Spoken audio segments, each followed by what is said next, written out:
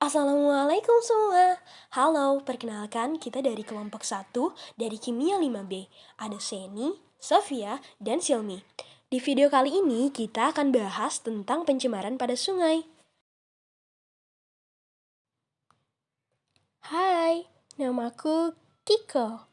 Di video kali ini, Kiko bakalan ajak teman-teman untuk jalan-jalan di sekitar sungai.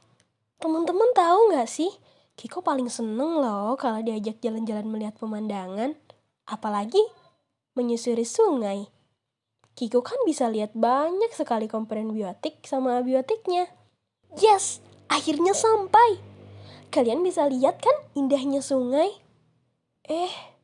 Tapi bentar. Kok sungainya jadi berubah warna ya? Bukankah air itu tidak berwarna? Kenapa ini?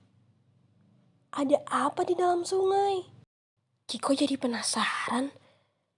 Kiko mau cari tahu apa penyebab sungai jadi kayak gini? Metilen biru. Metilen biru adalah senyawa kimia aromatik heterosiklik dengan rumus kimia C16H18N3HCl. Pada suhu ruangan, senyawa ini berbentuk padatan, tak berbau, berbentuk bubuk berwarna hijau tua, yang apabila dilarutkan dalam air menghasilkan larutan berwarna biru tua. Senyawa ini merupakan suatu zat warna tiazin yang sering digunakan karena mudah diperoleh dan harganya murah. Metilen biru ini biasanya digunakan oleh industri sebagai warna dasar yang penting dalam proses pewarnaan kulit, kain mori, kain katun, dan sebagainya. Penggunaan metilen biru di atas batas wajar akan menyebabkan polutan bagi lingkungan, manusia, dan juga hewan. Inilah alasan mengapa air sungai dapat berubah menjadi berwarna. Yah, sayang, Kiko jadi nggak bisa nyebur deh. Tapi Kiko masih penasaran, metilen biru itu berasal dari mana ya? Coba Kiko tanya Kak Koki deh. Kali aja Kak Koki tahu tentang sumber dan dampak dari metilen biru ini. Halo, namaku Kak Koki. Jadi gini Kiko, singkatnya metilen biru itu berasal dari pembuangan industri tekstil berupa limbah pewarna zat cair yang lama-kelamaan melebihi ambang batas sehingga menimbulkan pencemaran yang berdampak bagi lingkungan. Ya, sangat disayangkan, padahal kan air sangat penting bagi kehidupan. Selain itu, air juga bermanfaat untuk industri, hotel, restoran, bahkan untuk bahan bakar. Kalau air sudah tercemar metilen biru, bagaimanakah dampaknya untuk tubuh? Karena polutan merupakan bahan pencemar, tentunya dampak polutan ini masuk ke dalam dampak negatif. Lagi tren kan ya, pakai baju warna lilac dipadu-padankan sama warna broken white. Wah, ternyata industri tekstil sangat berperan penting dalam kehidupan sehari-hari. Tapi dampak polutan pada industri tekstil juga jangan dihiraukan ya. Lalu, apa sih dampaknya? Metilen biru pada air dapat menyebabkan terganggunya ekosistem pada ikan. Ikan mengalami infeksi penyakit, di antaranya perubahan warna, pendarahan, muncul bintik pada kulit, bentuk yang tidak normal, terus perilaku ikan yang tidak wajar seperti berkumpul pada satu titik, tidak bisa mengapung, berputar-putar, dan sebagainya. Dampak metilen biru bagi kehidupan manusia dapat menyebabkan efek buruk seperti gangguan pada saluran pencernaan apabila tertelan, menimbulkan sianosis jika terhirup, dan iritasi kulit jika tersentuh oleh kulit. Ih, ngeri juga ya dampaknya. Ternyata metilen biru ini berasal dari industri tekstil. Gimana ya cara penanggulangannya? Halo Kiko, aku Kuki. Untuk metode penanggulangan metilen biru di dalam air, itu sebenarnya banyak loh caranya.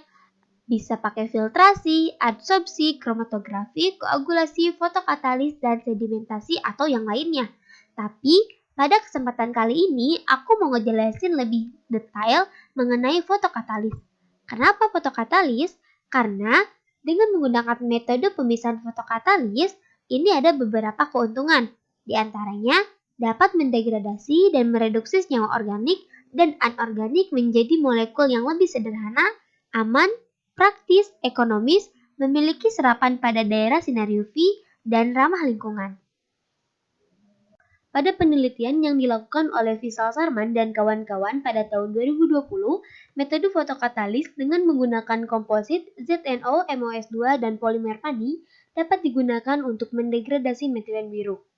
Adapun komposit ZNO, MOS2, dan polimer pani didapatkan dari sintesis ZNO dari limbah baterai, sintesis MOS2 yang diperoleh dari reaksi natrium molibdenat dihidrat dengan L-cysteine, dan sintesis polimer pani yang diperoleh dari reaksi asam ascorbat, asam klorida, anilin, dan amonium sulfat. Ketiga senyawa ini dijadikan komposit dengan menggunakan rute hidrothermal facial. Gambar-gambar yang tertera pada layar merupakan hasil analisis SEM dari produk sintesis masing-masing senyawa. Lalu, bagaimana mekanisme kerjanya? Berdasarkan analisis pengukuran spektrofotometri massa ionisasi elektrospray, proses fotokatalis mengganggu struktur kimia pewarna metilen biru, sehingga menyebabkan terbentuknya fragmen yang lebih kecil melalui berbagai zat antara yang diperoleh selama dekomposisi metilen biru melalui fotokatalis komposit ZNO MOS2 pani dengan menggunakan dua jalur.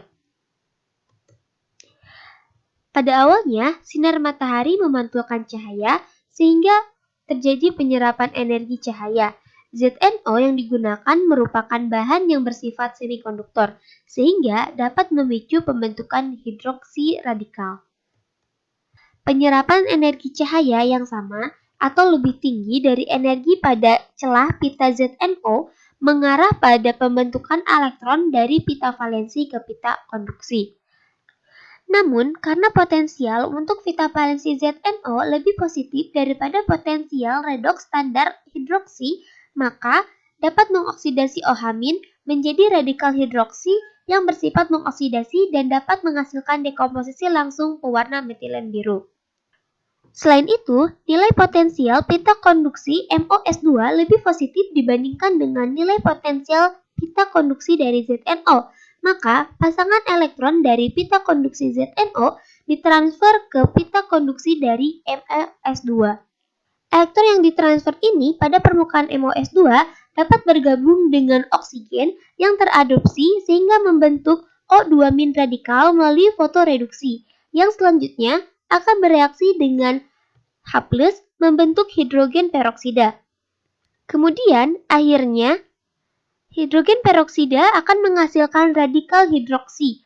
Radikal hidroksi merupakan senyawa yang oksidatif dan sangat reaktif, sehingga bereaksi redoks dengan metilen biru dan mendegradasikannya menjadi produk yang terfragmentasi dan dapat terpisah dengan air. Banyaknya metilen biru yang terdegradasi bergantung pada muatan MOS2 pada ZNO yang menekan rekombinasi muatan fotogenerasi, dan gabungan lebih lanjut dari polimer pani yang memfasilitasi transfer elektron antar komponen komposit.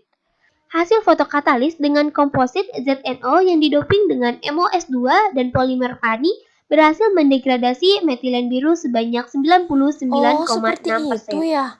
Duh, ngeri sekali ya. Teman-teman, tidak mau kan kalau sungai tercemar kembali?